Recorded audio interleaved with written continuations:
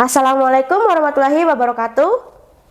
Selamat datang kembali di podcast Warisan Waktu, podcast yang mengajak kita untuk bisa menjelajahi jejak-jejak sejarah, tradisi, dan budaya yang menjadi warisan budaya bagi kita semua.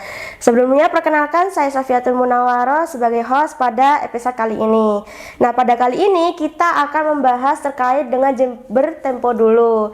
Nah, topik kali ini kita akan menggali lebih dalam terkait dengan perjalanan masa lalu Jember, salah satu kota yang memiliki kekayaan sejarah dan perkembangan ekonomi yang pesat ya Kak ya.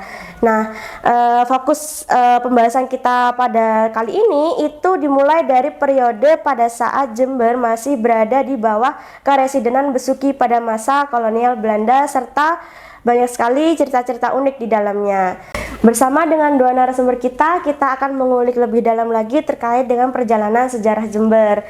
Melalui wawasan-wawasan dari kakak ini, kita akan melihat dan mengetahui bagaimana gambaran perjalanan sejarah Jember serta aspek historis di dalamnya yang mendorong perkembangan kota yang kita kenal sampai sekarang. Sebelum itu kita kenalan dulu nih dengan dua narasumber kita, ada Kak Jasuma dan ada Kak Ayu. Baik, kita langsung saja. Kita ketahui ya, Indonesia itu merupakan negara yang memiliki banyak sekali sumber daya alam, termasuk salah satunya adalah hasil perkebunan seperti ada kopi, ada teh, tembakau dan lain sebagainya. Salah satunya itu ada Jember. Jember yang menjadi salah satu wilayah yang yang menjadi pusat perkebunan tembakau. Nah, sebelum itu kita dari awal dulu nih, pada saat Jember masih di bawah Karesidenan Besuki. Mungkin bisa kakak-kakak jelaskan bagaimana dengan sistem administrasi tersebut selama penjajahan Belanda.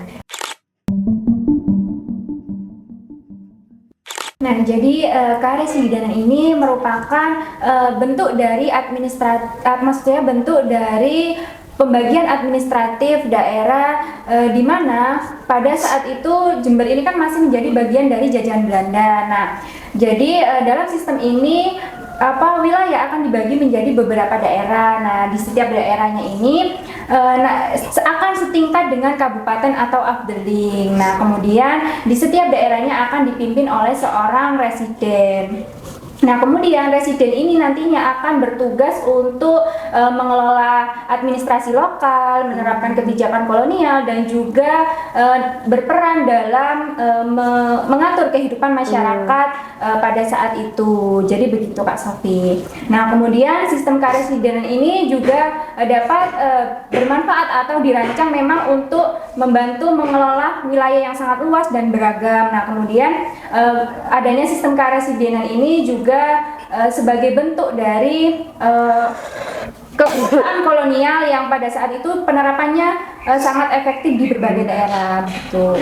Iya, menyambung dari apa yang disampaikan oleh Kak Ayu tadi, bahwa Karesidenan ini itu berdiri sekitar tahun 1811 oleh Thomas Raffles. Nah, kemudian untuk kabupatennya sendiri, Kabupaten Besuki ini itu berdiri sekitar tahun 1818 sampai 1819, yang dimana hal tersebut itu berbarengan dengan dibukanya Karesidenan yang ada di Pulau Jawa.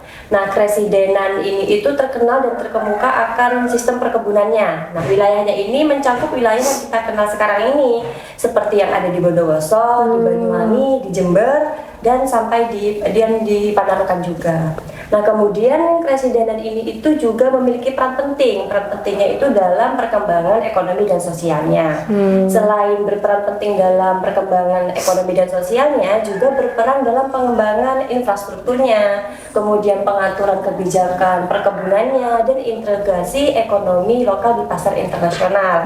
Nah, dengan demikian Karesidenan ini itu merupakan sebuah jembatan antara kebijakan kolonial Belanda dengan masyarakat lokal untuk mengatur berbagai aspek kehidupan yang ada di berbagai wilayah tersebut itu Kak. Nah, tadi sempat disinggung oleh Kak Jasuma kalau Karesidenan itu yang menjembatani antara kebijakan lokal dengan kebijakan kolonial. Nah, mungkin di sini saya penasaran apakah adanya perpaduan antara kebijakan kolonial dan masyarakat lokal itu berkaitan dengan sistem perkebunan yang ada di Jember. Nah, jadi kalau kita bicara tentang sistem perkebunan, pasti kan tidak bisa lepas dari kolonialisme Belanda yang dulunya ini sangat memainkan peranan penting dalam mengelola dan mengembangkan perkebunan di daerah tersebut. Nah, contohnya di Jember ini kan administrasi dan juga pengelolaan perkebunannya itu sangat diatur sedemikian rupa. Nah, sehingga ini mencerminkan adanya pengaruh lokal dan juga pengaruh kolonial di dalamnya. Nah, kemudian pada periode awal ini Jember dipimpin oleh seorang bupati yang bernama Panji Kusumonegoro. Nah, peran dari bupati ini adalah sebagai kepala pemerintahan sekaligus juga mengatur kebijakan lokal pada saat itu. Nah, kemudian bupati ini nantinya juga akan diawasi langsung oleh seorang wakil residen yang berkebangsaan Belanda bernama C.H. Blanke. Nah, pengaruh ini menunjukkan bahwa struktur pemerintahan atau struktur kekuasaan kolonial pada saat itu sangat mempengaruhi dalam sistem perkebunan di Jember. Jadi di sini adanya itu ya Kak, perpaduan kepemimpinan antara kolonial dengan masyarakat lokal. Nah, menarik sekali. Jadi kita tadi berkaitan dengan sistem perkebunan, di mana sistem perkebunan ikan menjadi salah satu pendorong perkembangan sosial ekonomi di masyarakat Jember. Nah, di sini saya ingin bertanya lebih spesifik lagi terkait dengan sistem perkebunan di Jember ini, kapan tepatnya itu dibuka dan dikembangkan oleh kolonial Belanda? Nah, untuk kapan berdirinya perusahaan ini yang ada di Jember ini itu berdiri sekitar tanggal 21 Oktober, tepatnya tahun 1859. Nah, mereka ini tuh mendirikan perusahaan dengan namanya itu Indri Runway Maskapai Jember. Nah, dengan fokus perkebunannya itu di tembakau. Nah, Jember ini itu terkenal di pasar internasional itu dengan sebutannya itu Besuki Nagos. Seperti itu, Kak. Terkenal sebutannya. Nah, ingin menambahkan lagi ya, tadi kan Kak Jasuma ini menjelaskan tentang perusahaan apa Kak NV itu ya. Nah, seiring dengan perkembangannya waktu, perusahaan tersebut tidak hanya mengembangkan usaha dalam bidang perkebunan tembakau, namun juga mulai mengembangkan usaha-usaha lain seperti adanya perkebunan kopi, kakao dan juga karet. Ya. Jadi tadi sistem perkebunan yang dikembangkan oleh kolonial Belanda itu kan pasti skalanya sangat besar ya Kak ya. Jadi pasti membutuhkan tenaga kerja yang besar pula. Berkaitan dengan tenaga kerja ini, apakah tenaga kerja pada perkebunan itu apakah hanya berasal dari Jember saja atau juga ada yang dari wilayah luar Jember, Kak?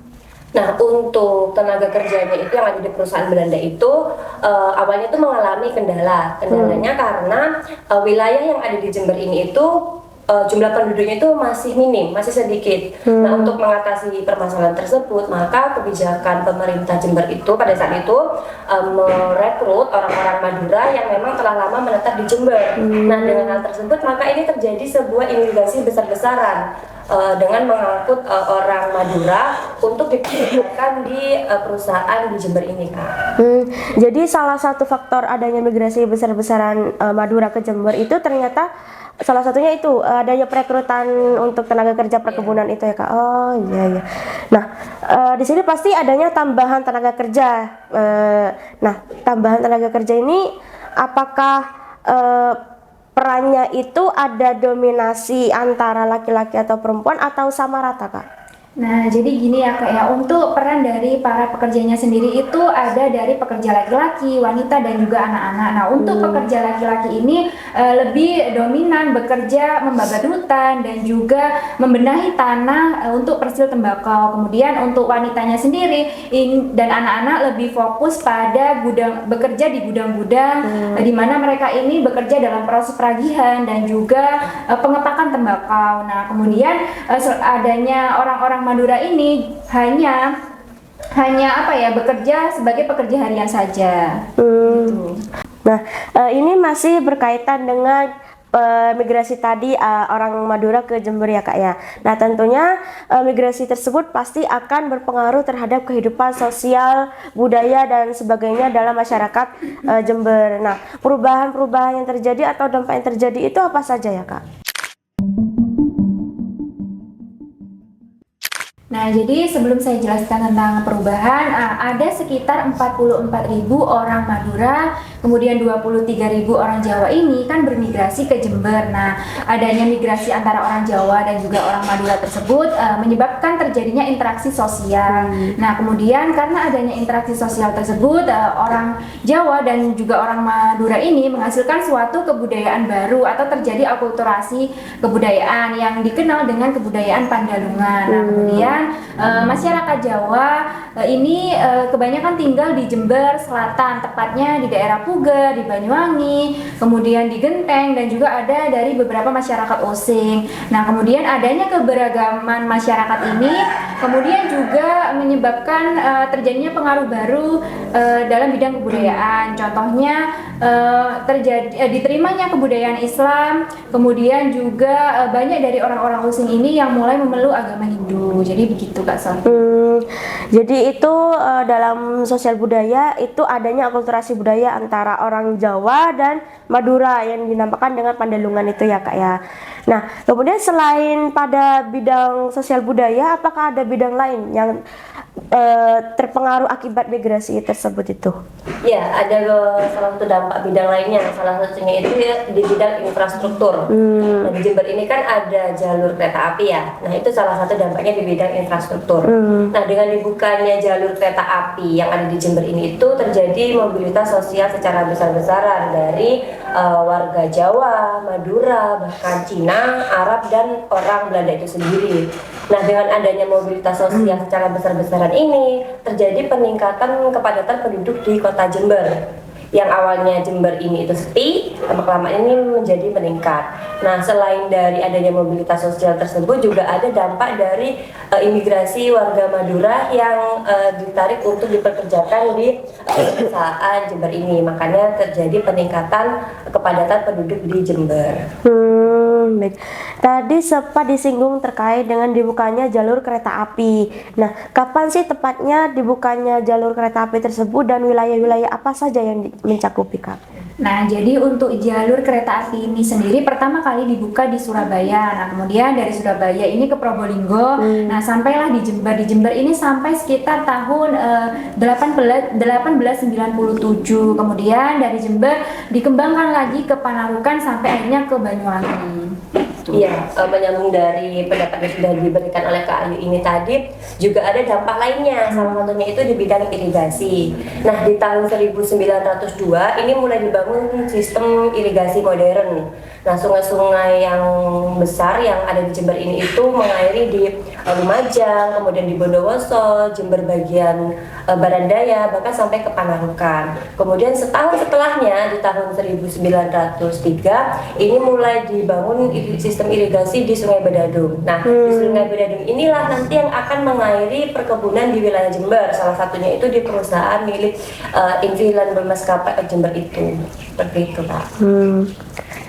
Nah, jadi untuk lebih jelasnya kalian bisa mengunjungi museum tembakau yang ada di Jember. Nah, dengan berkunjung ke museum tersebut kalian bisa mengetahui tentang bagaimana sih sejarah tembakau di Jember, kemudian jenis-jenis tembakau yang dihasilkan dari perkebunan Jember, dan juga dampak ekonomi dari adanya perkebunan Jember tersebut.